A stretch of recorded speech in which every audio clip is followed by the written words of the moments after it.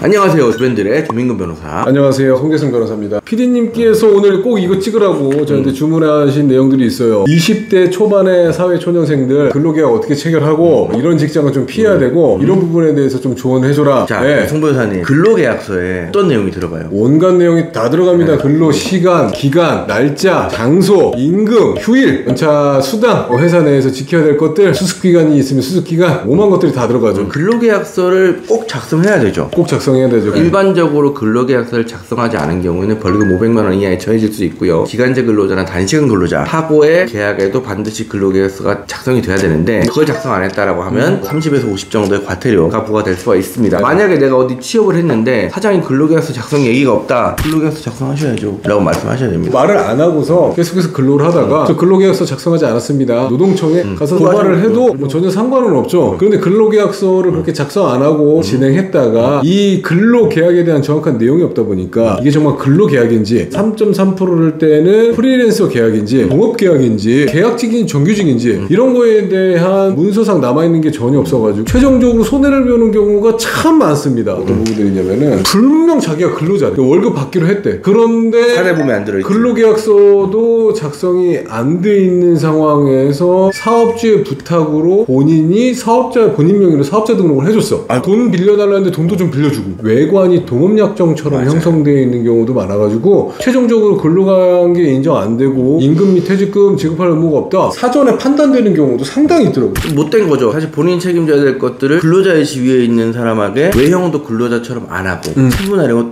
부담시키고 내가 일하는 일정 시간 동안 일하는 대가로 월급을 받기로 했다. 근로계약서가 아니더라도 최소 뭐 문자나 카카오톡이라도 남겨놔야지. 안 그러면 나중에 사단이 난다. 퇴직금도 못 받고 급여도 못 받고 일하지 않았으니까 뭐 돈을 어떻게 주냐라고 하면 입증할 방법도 없고. 좋아요. 근로계약서 작성했어요. 근데 시급이 왜 이렇게 작지? 찾아봤더니 최저시급보다 작아. 이렇게 하면 어떻게 해요? 최저시급보다 작게 근로계약서를 작성하는 사업주는 아마 실무적으로는 거의 없을 거예요. 사실 없죠. 최저시급에 모자른 급여가 입금됐다는 게 확인이 됐다. 당연히 근로기준법에 따라서 처벌 대상이 됩니다. 이거는 처벌을 세게 받습니다. 최저임금법이라고 따로 있죠. 최저임금 위반한 경우에는 3년 이하의 징역 또는 2천만 원 이하의 벌금. 적어도 그 정도는 받아야 먹고는 살지 라는 개념이 최저임금이거든요. 이거는 안 지키면 감옥 갈 수 있습니다. 근로계약서는 간단하게라도 무조건 작성을 하는 게 필요하다. 근로자의 지위에 있는 사람인데 프리랜서처럼 3.3% 떼고 주고 막 이런 거 되게 많아요. 이런 경우에 4대 보험이 안 되잖아, 적용이. 그러다 보니까 실제로 근로자의 지위에 있지 않습니다. 그거는 사실 판단하기 나름이라서 법원마다 판단이 갈리는 경우도 꽤 많아요. 근로자냐 프리랜서냐를 가르는 결정적인 기준은 지위감독 관계가 있었느냐예요. 사장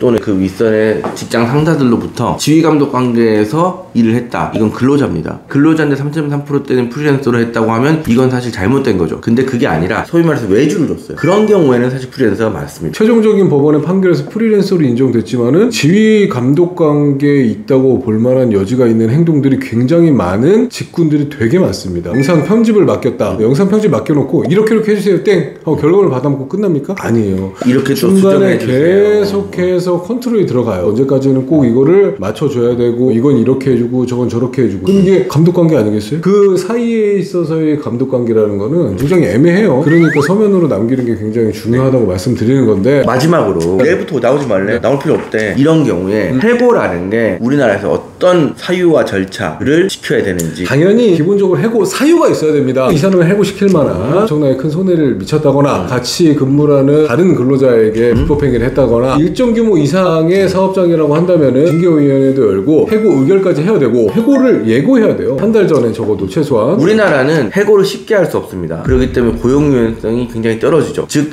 해고라는 건 크게 나누면 세 가지가 있는데, 하나는 이제 통상해고, 일반적인 경우에 근로자가 해고되는 경우, 징계해고, 경영상 해고 이런 것들이 있는데, 통상해고가 되려면 업무가 태만하고 막 회사도 안 나오고 맨날 지각하고 이런 것들이 케이스가 많이 쌓여 있어야 돼요. 근데 우리나라 법원에서는 해고의 정당성에 대해서 거의 인정하지 않기 때문에 아무리 일을 똑바로 못하고 제대로 안 나와도 해고 잘 인정하지 않습니다. 그렇기 때문에 통상해고 사실 거의 없어요. 실제로 그래서 부당해고 구제 신청을 하면 굉장히 많은 경우에 받아들여집니다. 해고 예고는 반드시 서면으로 해야 됩니다. 서면에 의하지 않은 해고 예고는 의미가 없어요. 해고 예고를 하면 30일 동안 놀면서 돈을 받을 수 있습니다. 해고 예고를 하면 한 달 동안 근로를 해야 돼요. 하지 않는다고 한다면은 해고 예고 수당이라고 해가지고 그만큼 이제 돈을 지급해야 되겠죠. 우리 사회초년생 여러분들이 근로기준법의 뼈대가 되는 부분이거든요. 이런 부분들을 잘 인식하시고, 사실 우리도 우리 영역에서 고려에서의 사회를 경험한 것밖에 없기 때문에 어줍지 않게 조언을 할 게 뭐가 없어. 맞아요. 구해봤자 꼰대밖에 그런데 뭐 PD님께서 하라고 반강요식으로 협박도 하고 그렇기 때문에 빡세게 밑바닥부터 빡빡 기어라. 이거 완전 꼰대네.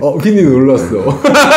밑바닥부터 빡빡 기어. 지금 뭐 하는 거야 지금? 그렇게 생각하세요? 한번 해봤어. 던져봤어. 오랫동안 빡빡 기다 보니까 이제 본인이 업무의 전문가가 됐을 거 아니에요. 되게 안타까운 게 뭐냐, 저는 지금도 일을 하며 내 캐파가 한 뭐 요 정도 그릇이라고 한다면 그릇을 조금씩 늘리려고 노력을 해요. 굉장히 중요한 이 그릇을 조금 늘리는데 과부하가 걸려야 돼. 과부하가 좀 걸려야지 좀 쫙 늘어나가지고 그 크기만큼 되고. 맞아요. 그렇게 해서 늘어나는 건데 그래가지고 확 캐파를 늘리는 사람은 또 소수야. 자기 캐파가 늘어나지 않는다고 생각하는 사람들이 되게 많더라고요. 나는 요만큼인데 회사가 이걸 넘어서 시켜? 회사가 잘못됐어. 나와야 되겠다. 공감 가는 좋은 말씀 감사한데 더 이상 하시면 안 될 것 같아요. 다 편집해 주시기 바랍니다. 네.